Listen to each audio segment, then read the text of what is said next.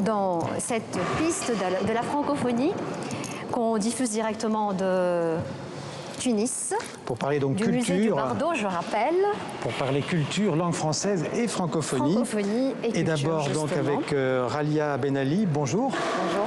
Ravi de vous accueillir. Vous êtes en 3 mots, chanteuse, danseuse et actrice. Vous explorez toutes les musiques. J'ai envie de dire que vous êtes un trait d'union entre les cultures et déjà par vos origines, puisque vous êtes belgo-tunisienne ou tuniso-belge, je ne sais pas comment on dit. Merci d'être là. Bonsoir Nasser Khmir, qui est auteur, cinéaste, homme de théâtre, sculpteur, calligraphe, conteur, acteur et quoi encore. Vous avez écrit une douzaine de livres à peu près. Un dernier qui va sortir dans une quinzaine, donc le 15e sortira dans quelques semaines, je crois. Et vous êtes l'auteur et le réalisateur d'une multitude, d'une infinité de films, dont je ne citerai que Les Baliseurs du désert, Le Collier perdu de la colombe, Baba Aziz, le prince qui contemplait son âme. Je ne vais pas citer d'autres films. Je me contenterai de cela.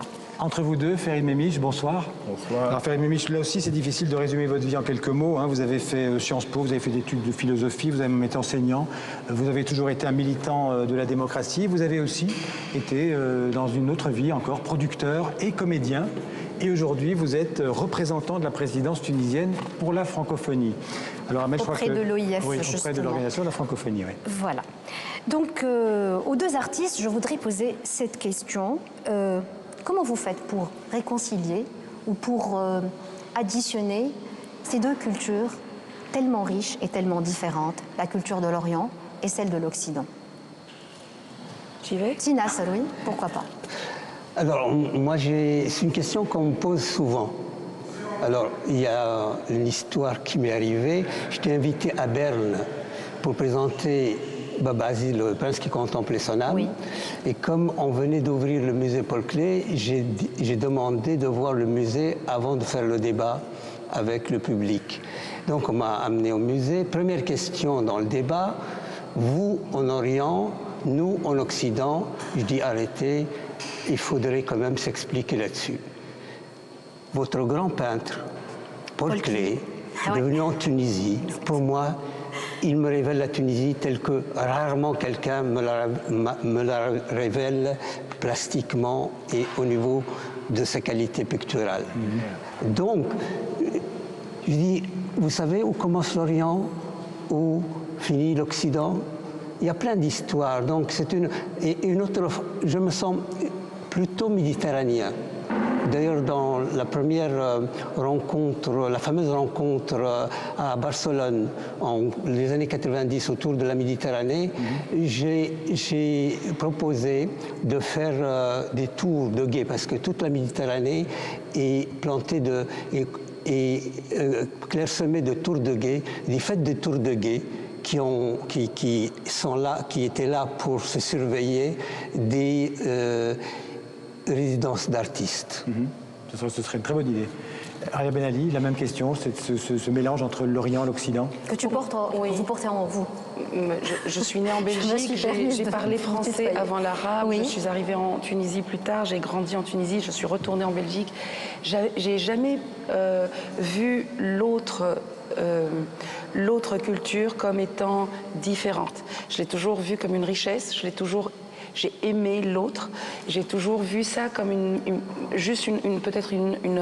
comme une vérification de ce que je suis en l'autre. C'est une histoire d'amour directement, et donc je vois pas les différences, j'ai pas aucun mal à passer de l'une à l'autre. C'est une gymnastique qui s'est faite, je crois, à la naissance, une gymnastique de l'esprit. Vous êtes à la fois vous-même et l'autre. Et je suis, voilà. Oui, c'est ça. Vous n'avez jamais travaillé ensemble? Non. Mais on se connaît. Oui, on s'aime bien. Oui, on s'aime bien. La musique pour une occasion. Ah oui, voilà, Ouais. c'est ça pourrait être une occasion. Mais ça devrait venir naturellement. La musique pour vous, Ralia Benali, Oui. c'est un langage universel, compris donc par tout le monde. Oui, pourtant j'ai chanté en arabe dès le début en Belgique, devant un public occidental, devant lequel j'ai appris à chanter. Parce que j'ai dû chanter mon arabe, j'ai dû le sentir d'abord et l'exprimer très très fort dans la danse, dans les mouvements, dans l'intention, dans l'amour que je porte à ce public-là. Et donc je devais vraiment le sentir dans ma peau pour pouvoir le faire passer. Et très vite, j'ai été très étonnée de voir que ce public comprenait tout à fait ce que je chantais. Très souvent, on venait après me dire, parfois dans des langues comme l'allemand, que je ne comprends pas normalement, me dire, j'ai tout compris, pourtant c'était l'arabe. Et moi, j'avais compris cette dame allemande qui me parlait en allemand, qui me disait, j'ai tout compris. Enfin, voilà, on se comprenait au-delà des mots, au-delà de tout ça. Donc la musique, oui, c'est magique. Il faut dire qu'elle est vraiment émouvante. Moi, je ne l'ai pas vue depuis 2003. C'était à Tabarka. Et vous vous en souvenez encore? Absolument. Je pense que si vous rentrez bientôt à Paris, vous aurez l'occasion de la voir, puisque vous vous introduisez le 29 à l'Olympia, c'est ça? Déjà dimanche, on fait une grande soirée One Night in Tunisia à l'Olympia. Vous chantez en arabe, toujours? Oui, toujours. Oui. Mais je serai pas seule. Il y aura vraiment plein de beaux artistes tunisiens qui vont être là pour chanter. Et par contre, vous travaillez... Exactement. Nasser Khemir, vous travaillez plutôt en français, toujours en français. Pas seulement. Pas seulement, mais beaucoup. Mais principalement aussi, Nasser. Oui, vous avez écrit pratiquement tous vos livres en français, vos scénarios en français. Alors, mon premier livre, il est en dialectal tunisien, en 1975, l'Ogresse. Ah, parmi 20. Le roule, là, c'est ça, l'Ogresse. Donc, non, c'est... Au fait, le rapport au français, il est... comment dire, c'est en traversant une langue, aller de l'autre côté de la frontière, qu'on découvre sa propre langue. Moi, j'ai découvert les Mille et une nuits à la Sorbonne. Il faut raconter, il faut dire que vous l'avez, parce que vous êtes aussi un conteur, vous avez compté les Mille et une nuits pendant 40 ans. Pendant des jours et des jours. Oui, j'ai raconté par exemple au Théâtre National de Chaillot, sur l'invitation d'Antoine Vitesse pendant un mois. Pendant un mois, 30 jours. Chaque soir, un petit bout. Voilà. Et... mais par exemple, les Mille et une nuits travaillaient à la Sorbonne, à l'École des hautes études, et même au Collège de France avec André Miquel. Et là, vous avez une autre lecture des Mille et une nuits. C'est difficile d'être un artiste en Tunisie aujourd'hui? Moi, j'ai une histoire à vous raconter, parce que c'est un texte que j'ai écrit sur ce rapport à la Tunisie. En fait, je vous raconte une petite histoire, c'est-à-dire que... Pas trop long, mais allez-y. Non, en 2 mots, lorsque j'étais petit, on avait une chatte que j'adorais. Elle a mis des petits. Et chaque matin, en me réveillant, je vais voir la chatte. Et puis un matin, ils étaient dans un carton, et un matin, je vais voir, et je vais voir les chatons, il n'y avait plus de chatons. Il n'y avait plus de chatons. Et je demandais à ma mère, mais qu'est-ce que vous avez fait? Où sont partis les chatons? Et ma mère m'a dit, la chatte a mangé ses petits. Et souvent, j'ai le sentiment que ce pays mange ses enfants. Quelle image! C'est très fort. Après la Révolution, tout le monde chante, tout le monde danse, beaucoup plus. En tout cas, beaucoup moins... c'est beaucoup plus divers. Il y a une vraie recherche de s'ouvrir plus.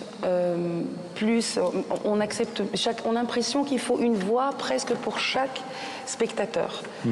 J'ai cette impression-là, qu'on a envie de diversité, on a envie de rencontrer l'autre, on a envie aussi de venir, que la musique tunisienne s'ouvre au monde beaucoup plus. J'ai l'impression, d'après beaucoup d'essais, c'est un peu la soupe, c'est un peu... Il y a une effervescence culturelle. Il y a une effervescence, et puis il y a de très belles choses aussi qui passent. Et en tout cas, il y a un très beau potentiel à venir. D'accord. On va parler du livre de Nasser Khemir dans quelques secondes, mais avant de parler du livre de Nasser Khemir, j'ai envie de montrer le vôtre, Ghalia Ben Ali. Vous avez écrit un livre où vous avez fait vous-même les dessins.